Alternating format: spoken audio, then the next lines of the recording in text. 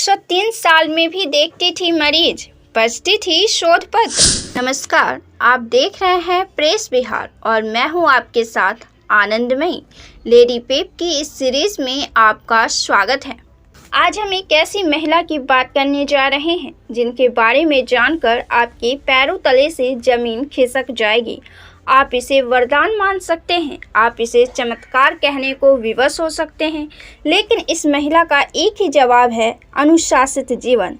इनकी एक खासियत ये है कि ये अपने स्टाफ का ख्याल रखा करती थी और कभी भी गुस्सा नहीं होती थी। हम लेडी पेप के इस सीरीज में आज बात करेंगे डॉक्टर पद्मावती की, जो मदर ऑफ कार्डियोलॉजी कहलाती हैं। 103 वर्षों तक उन्होंने सार्थक जीवन जिया है। 95 साल की उम्र तक वे रेगुलर स्विमिंग करती थी। 100 साल की उम्र के बाद लेख और किताबें लिखा करती थी, शोध पत्र पढ़ती थी, लोगों के मेल का जवाब दिया करती थी, मरीजें देखा करती थी, प्रशासनिक कार्य किया करती थी, योग करती थी, मेडिकल सेमिनार में हिस्सा लिया करती थी। इस लंबी, सुखद, सफल और रिकॉर्ड बनाती हुई जिंदगी का राज पूछने पर भी वे एक ही जवाब दिया करती थी, कोई खास राज नहीं है, बस अनुशासित जीवन जीती हूँ, खुश रहती हूँ, अपने काम में खुद को व्यस्त रखती हूँ और रिलैक्स करना हो तो कर्नाटक संगीत सुनती हूँ। 1975 में डॉक्टर बी राय जैसे प्रतिष्ठित सम्मान उन्हें मिला और उनके बाद इनकी ही गिनती होती है। इस सम्मान को पाने की इच्छा बड़े बड़े चिकित्सक रखा करते हैं। 1993 में पद्मावती को पद्म विभूषण सम्मान मिला। 1967 में पद्म भूषण मिला। बीबीसी में छपी आलेख में डॉक्टर अनंत दुबे बताते हैं कि वे चैरिटी के लिए भी बहुत काम किया करती थी। उन्होंने एक ट्रस्ट बनवाया था जिसका नाम जानकी पद्मावती फाउंडेशन था। इसमें बच्चों की दिल की निःशुल्क सर्जरी करवाती थी। गरीब लोगों के लिए भी मुफ्त पेसमेकर बैग भी बनवाया था। दिल्ली में अस्पताल खुलवाने के लिए उन्होंने पंजाब नेशनल बैंक से 25 लाख रुपए का कर्ज लिया था। इंग्लैंड में नेशनल हार्ट हॉस्पिटल में काम करते हुए उन्होंने सोच लिया था कि देश में वे एक ऐसा ही अस्पताल बनवाएंगी। वे 1978 में अपनी सरकारी नौकरी से रिटायर होने के बाद ब्रेन चाइल्ड के लिए काम किया। पहले वह ऑल इंडिया हार्ट फाउंडेशन की स्थापना की, फिर अस्पताल बनाने का काम शुरू किया। उनके इस काम में बेनेट कोलमैन समूह से इंदु जैन और उनके परिवार के लोग भी जुड़ गए। नेशनल हार्ट इंस्टीट्यूट की स्थापना उन्होंने की। इंदिरा गांधी पद्मावती से इतना प्रभावित थी कि इसका उद्घाटन स्वयं उन्होंने किया था। वे 1967 में मौलाना मेडिकल कॉलेज अस्पताल में निदेशक बनी और जीबी पंत अस्पताल में कंसल्टेंट कार्डियोलॉजी के साथ वहां की निदेशक भी बन गई।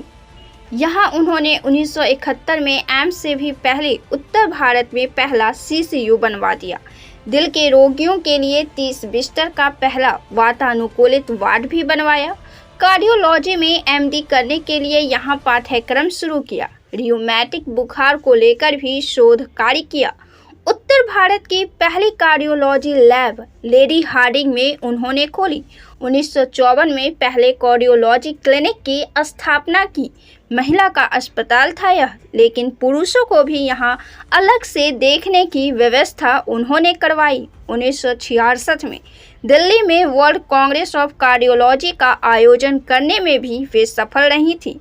भारत की प्रथम महिला हृदय रोग विशेषज्ञ बनकर जब पद्मावती दिल्ली आई तो उनके नाम की चर्चा खूब हुई। भारत की प्रथम और तत्कालीन स्वास्थ्य मंत्री राजकुमारी अमृत कौर ने पद्मावती को अपने यहाँ बुलाया और लेडी हार्डिंग मेडिकल कॉलेज में लेक्चरर बनने का प्रस्ताव दे दिया। 1953 से वे यहाँ लेक्चरर के तौर पर अपना कैरियर शुरू की। डॉक्टर बी राय के बाद किसी भारतीय चिकित्सा ने अपार प्रतिष्ठा पाई तो वह है डॉक्टर पद्मावती। उनका जन्म 20 जून 1917 को रंगून में हुआ था। उनके पिता बैरिस्टर थे। वे रंगून से MBBS की थी।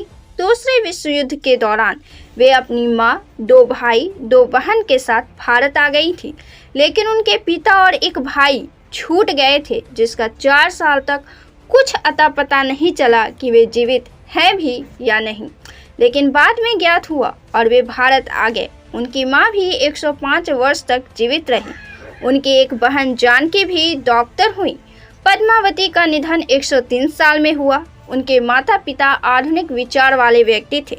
वे कहती थी तभी तो मैं उस जमाने में डॉक्टर बन पाई। फोर्टिस एस्कॉर्ट्स हार्ट इंस्टीट्यूट के चेयरमैन डॉक्टर अशोक सेठ कहते हैं कि वे देश की पहली महिला कार्डियोलॉजिस्ट तो थे ही, साथ ही उन्होंने इतना योगदान इस क्षेत्र में दिया है जितना किसी और का नहीं है। हम सभी उन्हीं के दिखाए मार्ग पर आगे बढ़ रहे हैं। वे MBBS के बाद 1949 में लंदन और एडिनबरा गई। वहां FRCP की डिग्री हासिल की। नेशनल हार्ट हॉस्पिटल में काम किया। पद्मावती अमेरिका के जॉन्स हॉपकिंस और हार्वर्ड में फेलोशिप के लिए आवेदन किया था। 1952 में वे अमेरिका चली गईं। यहाँ वे विश्व प्रसिद्ध हृदय रोग विशेषज्ञ डॉक्टर पॉल डुडले के साथ काम किया। उन्होंने अपना पूरा जीवन सेवा में समर्पित कर दिया। वे शादी नहीं की, इसकी वजह भी कभी नहीं बताई, लेकिन समय रहते लड़कियों की शादी करने की बात जरूर कहा करती थी। 29 अगस्त 2020 को कोरोना की वजह से अपने ही बनाए अस्पताल में डॉक्टर पद्मावती ने अंतिम सांसें ली। ये वीडियो कैसा लगा हमें कमेंट कर जरूर बताएं। वीडियो को लाइक करें, शेयर करें, चैनल को सब्सक्राइब जरूर से कर लें। फिर हम मिलते हैं लेडी पेप के सीरीज में अगले वीडियो के साथ। तब तक के लिए धन्यवाद।